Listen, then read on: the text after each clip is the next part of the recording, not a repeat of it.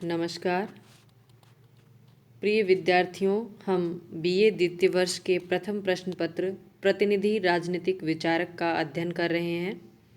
इसमें हमारे पहले राजनीतिक विचारक है प्लेटो। प्लेटो पाश्चात्य राजनीतिक दर्शन के प्रतिनिधि माने जा सकते हैं या माने जाते हैं। इससे पूर्व के वीडियो में हमने प्लेटो का न्याय सिद्धांत, उनका साम्यवादी सिद्धांत का अध्ययन कर लिया है और आज इसी क्रम में हमारा तीसरा वीडियो है प्लेटो पर। वो है प्लेटो का शिक्षा सिद्धांत। प्लेटो अपनी पुस्तक रिपब्लिक में एक आदर्श राज्य की कल्पना करते हैं जो न्याय पर आधारित होगा और इस न्याय आधारित शासन की स्थापना के लिए या राज्य की स्थापना के लिए प्लेटो दो साधनों का सुझाव देते हैं। वो साधन है साम्यवाद, जिसका अध्ययन हमने पिछले ही वीडियो में किया है, और दूसरा महत्वपूर्ण साधन है शिक्षा। प्लेटो के अनुसार इस प्रकार की शिक्षा नागरिकों को प्रदान की जानी चाहिए कि वे अपने कर्तव्य के प्रति सजग हो और पूरी निष्ठा से उस कर्तव्य का पालन करें। जब समाज का प्रत्येक वर्ग, प्लेटो अपने राज्य में 3 प्रकार के नागरिक वर्गों की कल्पना करते हैं। उत्पादक वर्ग, जिसमें तृष्णा की प्रधानता है, सैनिक वर्ग जिसमें साहस की प्रधानता है, और तीसरा वर्ग है दार्शनिक या शासक वर्ग जिसमें विवेक की प्रधानता है। तो प्लेटो चाहते हैं कि शिक्षा के माध्यम से इन वर्गों को इस प्रकार प्रशिक्षित किया जाए कि ये सभी वर्ग अपने प्रधान लक्षण के अनुसार कार्य को करें, और जब ये वर्ग अपने प्रधान गुणों के अनुसार कार्य करेंगे तब एक न्यायपूर्ण समाज की स्थापना हो पाएगी और ऐसा ही न्यायपूर्ण समाज एक आदर्श राज्य की स्थापना में सहायक सिद्ध होगा। तो प्लेटो ने अपनी इसी पुस्तक रिपब्लिक, जिसमें उन्होंने न्याय और आदर्श राज्य संबंधी सिद्धांत दिए हैं, इसी पुस्तक में उन्होंने शिक्षा पद्धति पर भी गहरा चिंतन किया है और इसके अनुसार विभिन्न वर्गों की न्याय प्राप्ति के लिए, कर्तव्य पालन के लिए और आखिर में आदर्श राज्य की स्थापना के लिए उचित शिक्षा पद्धति अत्यंत आवश्यक है। बार्कर ने कहा है कि प्लेटो की ये जो शिक्षा योजना है, ये मानसिक रोगों को दूर करने की मानसिक दवा है। यानी मानसिक विकृतियां जो मनुष्य में पैदा हो जाती है, जिसके कारण वो अपने कर्तव्य पालन में बाधाएं महसूस करता है, उन सभी बाधाओं को दूर करने की दवा है वो ये शिक्षा पद्धति है। इसके अलावा रूसो ने प्लेटो के इस ग्रंथ रिपब्लिक को राजनीति का नहीं बल्कि शिक्षा पर लिखा गया आज तक का सबसे महानतम ग्रंथ है वो कहा है। रूसो के अनुसार ये इतना व्यापक विचार विमर्श के पश्चात, इतने चिंतन के पश्चात जो शिक्षा पद्धति प्लेटो ने दी है, ये वास्तव में व्यक्ति में सद्गुणों के विकास में सहायक होगी। और ये पुस्तक रिपब्लिक है, ये शिक्षा पर लिखा गया आज तक का महानतम ग्रंथ है। प्लेटो का गृह राज्य था एथेंस, जो ग्रीक नगर राज्य था, और इसी का एक पड़ोसी राज्य था स्पार्टा।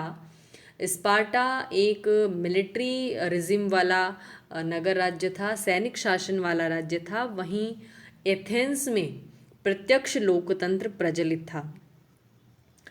एथेंस में शिक्षा देना है ये परिवार का कर्तव्य था, जबकि स्पार्टा की शिक्षा पद्धति है वो राज्य नियंत्रित थी। नागरिकों को राज्य के द्वारा ही शिक्षा प्रदान की जाती थी और शिक्षण की पद्धति कैसी होगी, उनको किस प्रकार की शिक्षा दी जाएगी, ये सब बातें राज्य के द्वारा नियंत्रित की जाती थी। एथेंस में महिला शिक्षा और शारीरिक प्रशिक्षण पर विशेष बल नहीं था, सिर्फ मानसिक प्रशिक्षण या सिर्फ मानसिक शिक्षा उनको दी जाती थी। फिजिकल एजुकेशन पर खास बल एथेंस में नहीं दिया जाता था। वहीं पड़ोसी राज्य स्पार्टा में महिला शिक्षा और फिजिकल एजुकेशन पर विशेष बल दिया जाता था ताकि हष्ट पुष्ट संतानें पैदा हो। यानी स्वस्थ मन और मस्तिष्क के साथ साथ स्वस्थ शरीर पर भी विशेष बल स्पार्टा में दिया जाता था, क्योंकि स्वस्थ स्त्री और पुरुष ही स्वस्थ संतानों को जन्म दे सकते हैं। उत्तम शारीरिक स्वास्थ्य उत्तम हो ऐसे नागरिकों को वो पैदा कर सकते हैं। प्लेटो के अनुसार एथेंस की शिक्षा पद्धति है ये राज्य की आवश्यकताओं के अनुकूल नहीं थी, क्योंकि ये व्यक्तियों को शारीरिक रूप से सक्षम और मजबूत नहीं बनाती थी। महिलाओं को शिक्षा प्रदान नहीं की जा रही थी, यानी लगभग आधी आबादी है वो शिक्षा से वंचित रह रही थी। और ये शिक्षा है राज्य की आवश्यकताओं के अनुकूल नहीं थी। राज्य जिस प्रकार से सद्गुणी नागरिक चाहता था उस प्रकार के नागरिक इस शिक्षा के द्वारा पैदा नहीं किए जा रहे थे। वहीं स्पार्टा की शिक्षा पद्धति है वो राज्य की आवश्यकताओं के अनुकूल थी।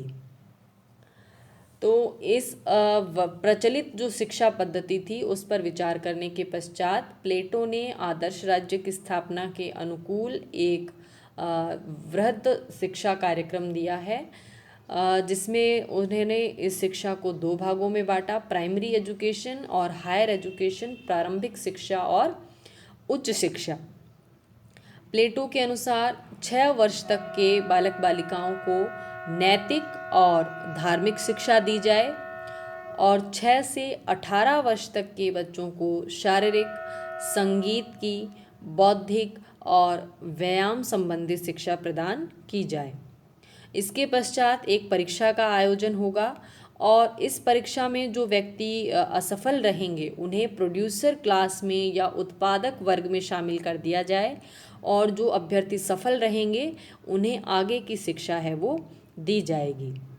आगे की शिक्षा की उम्र होगी 18 से 20 वर्ष के लिए और ये एक तरह की मिलिट्री एजुकेशन या सैनिक शिक्षा होगी जो शारीरिक प्रशिक्षण पर अपना ध्यान केंद्रित करेगी।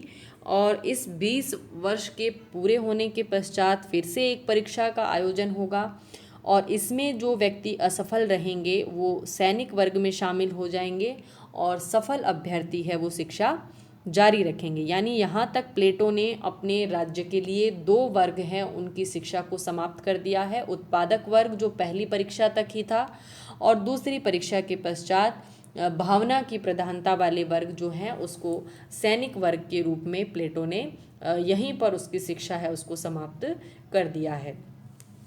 इसके पश्चात सफल अभ्यर्थी है उन्हें उच्च शिक्षा दी जाएगी। उच्च शिक्षा में 20 से 30 वर्ष तक गणित, ज्यामिति, ज्योतिष और नीति शास्त्र की शिक्षा दी जाए।